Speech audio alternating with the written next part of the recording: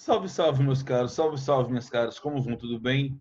Bom dia, boa tarde, boa noite, boa madrugada para você aí, aluno de Direito Empresarial 3 da Universidade de Fortaleza, nesse semestre 2020.1, ou mesmo para você que não é meu aluno, mas aluno de um outro professor, ou até mesmo você que não é mais aluno da Unifor e que de repente se bateu nesse vídeo, né, aí pesquisando sobre o tema no YouTube. Tá? A propósito, se você não me conhece, sou professor de Direito Empresarial há mais de 12 anos.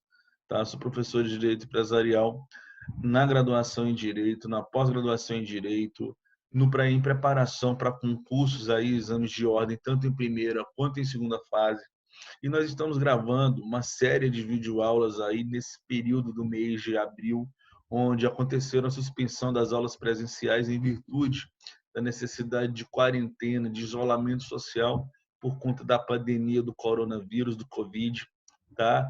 Então, a ideia é que o semestre não pode parar e a gente está conduzindo, então, a disciplina de maneira remota, e nessa condução algumas aulas foram gravadas de maneira virtual, disponibilizada para os alunos, né, que, enfim, posteriormente vai estar caindo aí no YouTube. Tá? Então, se você não me conhece, se inscreve aí no canal, tá? Dá joinha no vídeo se você não gostou, se você gostou, para fortalecer o canal. Qualquer dúvida, joga aí nos comentários. Beleza?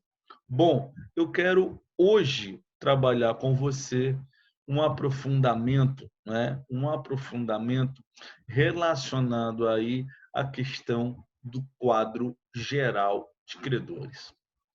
Meus caros, quadro geral de credores, ele é simplesmente o principal tema do processo de falência para provas e concursos aí de maneira geral, um dos temas mais festejados aí em matéria de direito empresarial. Só para você ter noção, em termos de exame de ordem, eu diria para você que o tema quadro geral de credores, ele é, por assim dizer, das questões de falência, ele representa mais de 50% das questões, facilmente mais de 50% das questões de falências em primeira fase. Então, tema importante para você conhecer, importante aí, vamos dizer assim, a leitura do artigo 84 e do artigo 83 da Lei 11.101, nesta sequência,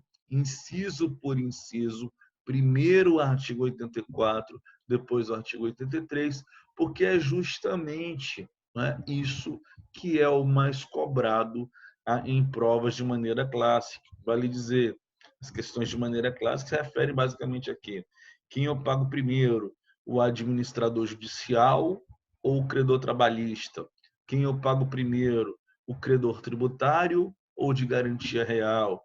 Quem eu pago primeiro? O privilégio geral ou o especial? Quem eu pago primeiro? O credor subordinado ou o credor quirografário?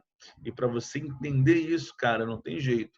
É literalmente leitura, repetição nessa sequência. 84 e 83, inciso por inciso da Lei 11.101. Só que eu preparei um material aqui para que essa leitura ela possa fazer algum sentido para você, além da mera decoreba legislativa. Primeira coisa que você precisa entender de quadro geral de credores é isso aí. A gente tem duas espécies de credores dentro do quadro geral de credores de um processo de falência. Duas espécies. A gente vai ter, de um lado, os chamados credores da massa falida, e a gente vai ter, do outro, os chamados credores do falido. Credores da massa falida de um lado, credores do falido do outro. Cara, veja bem, você precisa entender que você não pode confundir o falido com a massa falida. São entidades completamente distintas.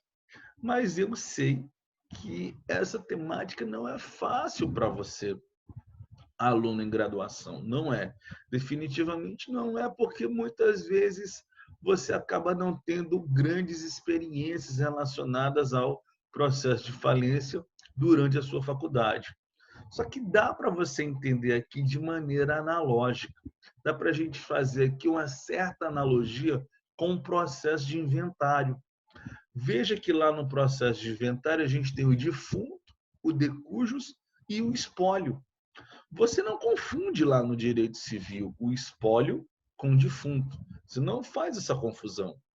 Se você não faz essa confusão lá no direito civil do espólio com o defunto, você também não pode confundir aqui no direito empresarial a massa falida com o falido. O espólio está para a massa falida, assim como o defunto está para o falido. Tá? A mesma função que o espólio faz lá no processo de inventário, a massa falida vai fazer aqui, né? Que é o espólio, a entidade que surge quando o processo de inventário é aberto, que é a massa falida, a entidade que surge quando o processo de falência é aberto. O espólio representado por quem? Pelo inventariante. Massa falida representada por quem? Pelo administrador judicial. Tá? Então, se liga nisso. Dito isso, repara aqui comigo que para você ser credor da massa falida, isso significa dizer o quê?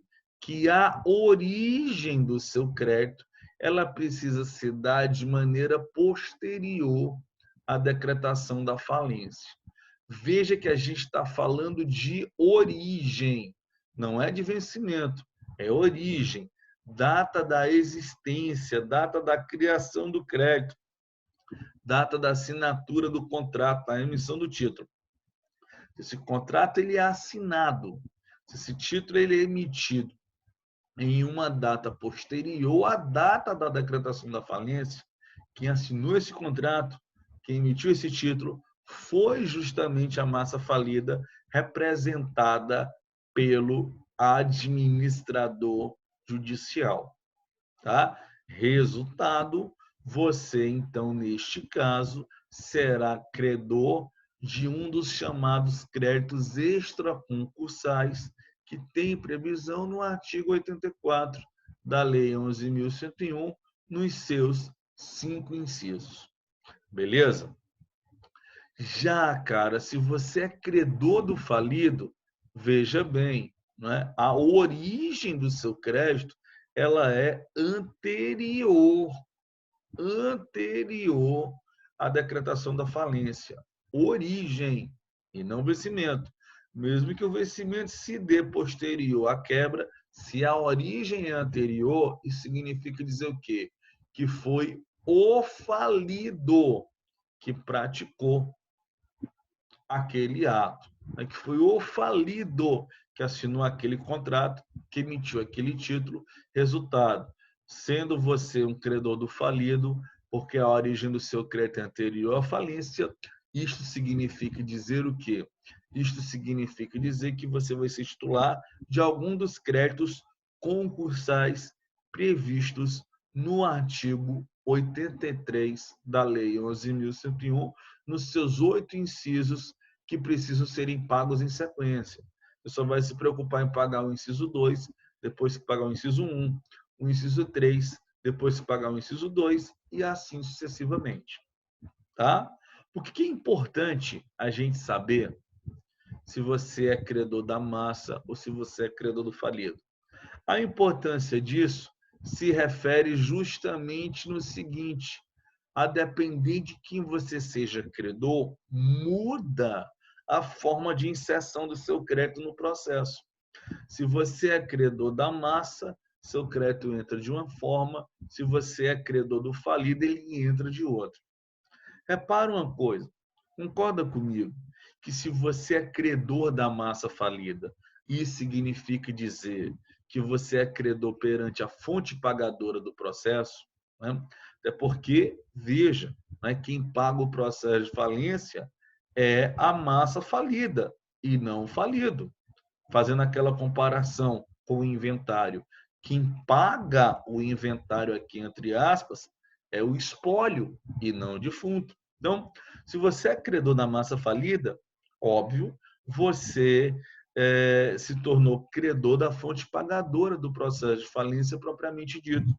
Resultado, você não precisa comprovar. Você não precisa comprovar a existência do seu crédito, porque a fonte pagadora já sabe que ele existe. Dessa forma, o seu crédito ele vai ser inserido dentro do quadro geral de credores por simples inscrição a ser feita pelo administrador judicial. Ele toma ciência do crédito, não tem dinheiro em caixa para pagar, insere esse crédito dentro do quadro geral de credores. Já quando você é credor do falido, você veja, a fonte pagadora é terceira pessoa. Você vai precisar provar a existência, a quantificação, a qualificação do seu crédito. Prova essa feita através do procedimento de verificação e de habilitação de créditos regulamentados na nossa lei a partir dos artigos 7º até mais ou menos ali artigo 19 e 20 da lei, tá? Então, logo de cara, para você entender a lógica do artigo 84 e do artigo 83, você precisa perceber essa diferença. Você é credor da massa? Para você ser credor da massa, a origem do seu crédito é posterior à falência. Resultado, você não vai habilitar, você vai ser inscrito diretamente pelo administrador judicial. Sendo você credor do falido, não. A origem do crédito é anterior à quebra, você precisa passar pelo procedimento de verificação e de habilitação de crédito para ser inserido. Foge dessa regra, no entanto, um único crédito. Qual? O crédito tributário. Meus amigos, vejam bem, né? Disso que a gente acabou de ver, a gente pode pensar no seguinte: do ponto de vista do credor, a vara de falência ela pode ser percebida como sendo uma antessala pela qual o credor precisa passar para poder inserir o seu crédito no processo, para quem sabe um dia ser pago.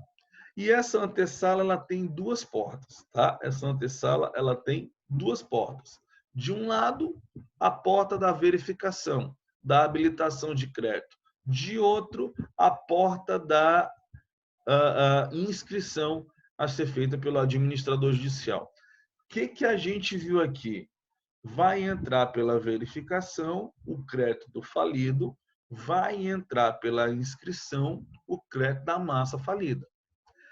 Dessa lógica, foge, como eu disse, o crédito tributário. Porque olha o que a gente tem lá no artigo 187 do CTN. O crédito tributário não se submete a concurso de credores e nem se habilita no processo de falência. Como se a gente tivesse a porta da habilitação fechada de chave para o crédito tributário, e isso, veja, à luz do CTN, é visto como uma garantia, como um privilégio para o crédito tributário, porque se eu não passo pela porta da verificação, isso significa dizer o quê? Que o crédito tributário ele é sempre inscrito, ele não precisa ser habilitado, seja esse tributo um tributo da massa falida, seja esse tributo um tributo do falido. E aí é importante também um outro ponto, a gente distinguir o que é o tributo concursal do que é o tributo extraconcursal.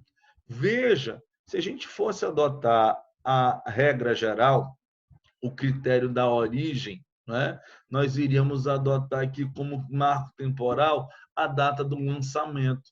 O lançamento ele se deu antes ou depois da sentença declaratória de falência, porque é no lançamento que o crédito tributário surge.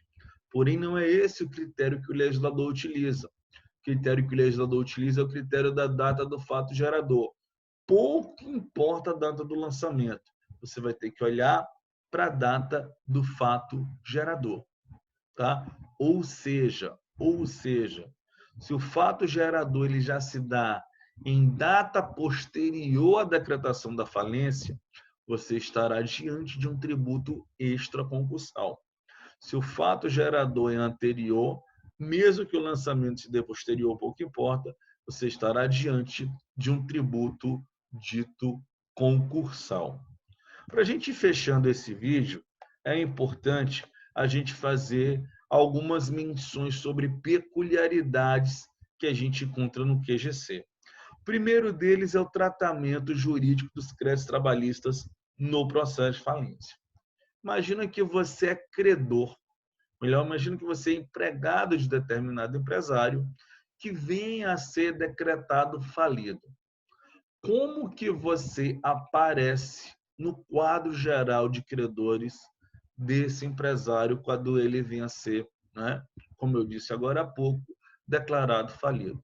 Você vai aparecer, cara, em 4 momentos distintos para fins de pagamento. O que acontece? Primeiro pagamento que você vai receber é o pagamento previsto no artigo 151 da lei. O que esse artigo 151 da lei vai nos dizer? Vai dizer que é possível, tão logo haja dinheiro em caixa, fazer a antecipação de pagamento daqueles créditos trabalhistas contra o falido no limite de até 5 salários mínimos por empregados, em atenção aos créditos de natureza estritamente salariais referentes aos 3 meses anteriores ao pedido de falência. Então, tá? Esse é o primeiro pagamento que você vai fazer. Pega as datas anteriores à falência, os 3 meses. Quanto você tem de crédito trabalhista para receber apenas em naturezas estritamente salariais? Até 5 salários mínimos você recebe aqui na condição de antecipado do artigo 151. Segundo pagamento que você vai poder receber é o pagamento do 84, inciso 1, aqueles créditos trabalhistas que decorrerem de eventos da relação de trabalho após a decretação da falência. Os salários e demais verbas trabalhistas posteriores à quebra são considerados extraconcursais. É o segundo momento de pagamento que o credor trabalhista vai receber. Primeiro está no 151, segundo está no artigo 84.1, cabendo notar que para os créditos extraconcursais, o valor pago é pago de maneira integral. A terceira parte é o pagamento dos trabalhistas concursais, os trabalhistas do falido. Né? Aqui, veja bem, no artigo 83, inciso 1, nós temos um limite de pagamento preferencial para o crédito trabalhista. Não confunda o trabalhista concursal com o trabalhista extraconcursal. O trabalhista posterior à falência, você recebe integralmente no inciso 1 do artigo 84. Já no 83, não. Eu vou ter um limite de até 150 salários mínimos, como sendo o terceiro momento de pagamento. Evidentemente, já é descontado aqueles 5 salários mínimos, ou até 5, do antecipado do previsto no artigo 151. Tá? Então, até 150 salários mínimos, descontado aquele que foi antecipado, você recebe no artigo 83, inciso 1, e se o seu crédito trabalhista contra o falido for superior a 150 salários mínimos, o excedente disso é recebido na condição de quirografário. Tá? Uma outra questão importante vai dizer respeito a quê? Vai dizer respeito à posição dos créditos tributários. Perceba que a gente tem tributo, perceba que a gente tem multa. Quanto aos tributos, a gente comentou agora há pouco. A gente olha para o fato gerador para a gente distinguir se a gente está diante de um tributo da massa falida, se a gente está diante de um tributo do falido. Agora, para a multa, não. Olha que curioso, olha que interessante e digno de nota. Para a multa, eu só tenho menção à multa na condição de crédito subquirografário, artigo 83, inciso 7. E aí se pergunta, que multa tributária é essa? É a multa tributária do falido? é a multa tributária da massa falida? São as duas multas tributárias ou até, quem sabe, nenhuma delas? Exigir multa tributária no processo de falência seria considerado inconstitucional. Meus amigos, indo aqui ao ponto alto da questão, o que acontece? Repare bem, repare bem, repare bem. Multa tributária, uma multa, ela é uma espécie de sanção. A multa, ela é uma espécie de sanção. A gente aprende isso no Código Penal. Lá na Constituição Federal, a gente aprende o quê? Que a pena não pode passar da pessoa do infrator nos limites da infração cometida. Eu diria que se a pena não pode passar, os efeitos da pena também não. E, cara, quem é que paga o processo de falência? É o falido ou é a massa falida? A gente viu, quem paga o processo de falência é a massa falida. Ora, se quem paga é a massa, se quem paga é a massa, se a multa é espécie de pena e a pena não pode passar da pessoa do infrator, qual é a conclusão? Artigo 83, inciso 7, quando menciona multa tributária, está mencionando a multa tributária da massa falida. E a multa tributária do falido? Bom, a multa tributária do falido, ela seria, por assim dizer, inexigível na sua própria falência, pelos fundamentos que eu acabei de mencionar para você, e reforçam esse entendimento as súmulas de número 192 e 565 do STF.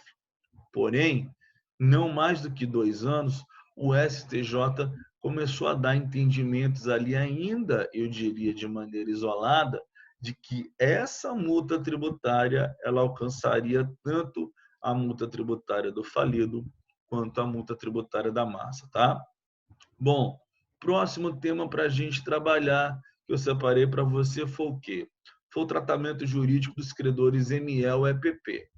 Isso porque a Lei Complementar 147, a Lei Complementar 147 de 2014, ela modificou algumas questões da Lei 11.101, visando beneficiar o tratamento dos credores e dos empresários ML, EPP, dentro dos processos de falência e de recuperação. Dentre várias alterações, nós tivemos a seguinte, né? A inserção da alínea D no inciso 4 do artigo 83 da Lei 11.101, passando a dizer aí na sua literalidade o quê? Passando a dizer na sua literalidade que os créditos de cujo titular forem enquadrados como ML ou EPP, eles passariam a ser tratados como créditos de privilégio e especial. Tá? Aqui cabe uma reflexão até para a gente entender um pouco da orientação doutrinária que vem se formando. Imagina o seguinte, imagina que você a priori é credor de um crédito que é quirografário. O crédito quirografário aparece no artigo 83, inciso 6. Tá? Sendo você ME, eu levando você para o inciso 4, evidentemente estou facilitando a sua vida, estou melhorando o seu pagamento no caso concreto. Tá? Estou melhorando o seu pagamento no caso concreto. Agora, se você é credor de garantia real, você é credor de garantia real e você é ME, levar você para o inciso 4 é piorar a sua vida, porque o credor de garantia real aparece no inciso 2. Resultado, o que é a orientação doutrinária prevalecente que a gente percebe? Sendo credor ME e EPP, você precisa ver qual é a posição original do crédito.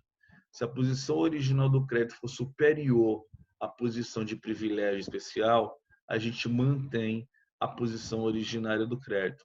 Se ela for inferior, a gente usa, então, a linha D, trazida aí pela Lei Complementar 147. Esse é o entendimento que a doutrina vem encampando. Próximo tema importante é o quê? É a questão dos honorários advocatícios. O que acontece, meus amigos? Durante um longo tempo, houve uma certa disputa aí sobre esse tema, onde deveria entrar os honorários de advogado dentro do processo de falência. Eles deveriam entrar na condição de privilégio geral, como mostra a literalidade do Estatuto da OAB, ou eles deveriam serem equiparados ao crédito trabalhista, dada a teoria da natureza do crédito alimentar. Debate para um lado, debate para o outro, debate para um lado, debate para o outro. O STJ, então, fixa o entendimento de que os honorários de advogado precisam serem equiparados ao crédito trabalhista.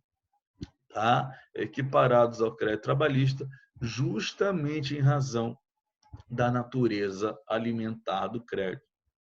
É bom que se diga que esse entendimento ele não é isento de críticas. Afinal de contas, a natureza alimentar do crédito, a teoria da natureza alimentar do crédito, ela viola, ela fere de monte, ela quebra o princípio do tratamento paritário de credores, até porque todo crédito tem natureza alimentar. Tá? Alimento não é só comida. Não é? Alimento é bebida, diversão e arte, já diria os titãs. Então, todo crédito tem natureza alimentar, de modo que natureza alimentar para equiparar ao trabalhista, na verdade, todo crédito deveria ser equiparado ao trabalhista, perde sentido a ordem legal de pagamentos. Mas, críticas à parte, esse é o entendimento que o STJ fixou. E é o entendimento que se deve levar para as suas provas em geral. Tá? Negociação de créditos habilitados no quadro geral de credores. O que você precisa saber sobre isso? Primeiro, possível, tá? É possível você negociar o seu crédito, mesmo depois dele já habilitado no quadro geral de credores. Segundo, tá? Normalmente você mantém a posição do crédito. Se você é credor de garantia real, eu negocio com você, compro seu crédito, e eu vou aparecer como credor de garantia real dentro daquele processo de falência. Isso só não funciona dessa forma para o credor trabalhista.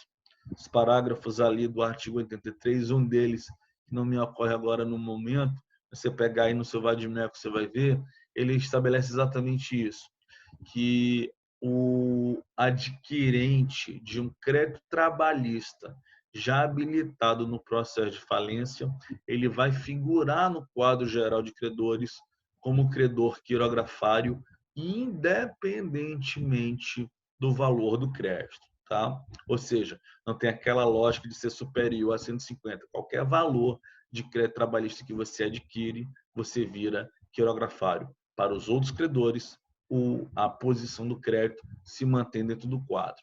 Tá? Por final, para a gente ir fechando esse vídeo, a situação dos créditos habilitados, créditos relacionados à recuperação. Veja bem, cara, se você é credor do empresário em recuperação judicial e você continua a fornecer para esse credor que está em recuperação judicial, o artigo 67 vai dizer para nós o quê? Que esse crédito que você fornece durante a recuperação judicial, esse crédito ele é tratado, né? Esse crédito ele é tratado na condição de crédito extraconcursal, caso o devedor empresário venha a ser declarado falido. Com um detalhe relevante digno de nota: aquele crédito seu que era quirografário e que estava na recuperação judicial, ele vai mudar de posição, ele vai subir de classe, ele vai deixar de ser crédito quirografário e passar a ser crédito de privilégio geral no limite daquilo que você forneceu durante a recuperação judicial. Então, olha que interessante, né? A forma aí que a gente tem para implementar a preservação da empresa dentro do processo de recuperação, que é incentivando justamente a continuidade de contratos. Imagina que eu sou empresário, você é meu credor, e eu estou lhe devendo, vamos imaginar aqui, R$ 100.000. Entro em recuperação judicial e durante a recuperação judicial decorre um novo débito de R$ 20.000 que eu não lhe paguei. Resultado, sendo declarada a minha falência, esse crédito de R$ 20.000, né, eu estou te devendo 120 mil no total, esse crédito de R$ 20.000 durante a recuperação, ele vira crédito extraconcursal na minha falência. E aqueles R$ 100.000 que eu tinha, que era quirografário? Bom, se eu forneci 20 mil depois, desses R$ 100.000, 20 mil vai deixar de ser quirografário 83, inciso 6, para passar a ser privilégio geral 83, inciso 5, né? Porque o crédito quirografário na recuperação judicial passa a ser de privilégio geral no limite da fornecimento do credor durante o processo de recuperação. É isso que a gente extrai, vamos dizer assim, do artigo 67 da Lei 11.101. Beleza? Bom, fechando um tema, fechando o aprofundamento de um tema, a gente mata a videoaula aqui e volta na próxima para trabalhar um outro tema, uma outra questão importante, relevante, digna de nota. Fechado? Valeu e até a próxima.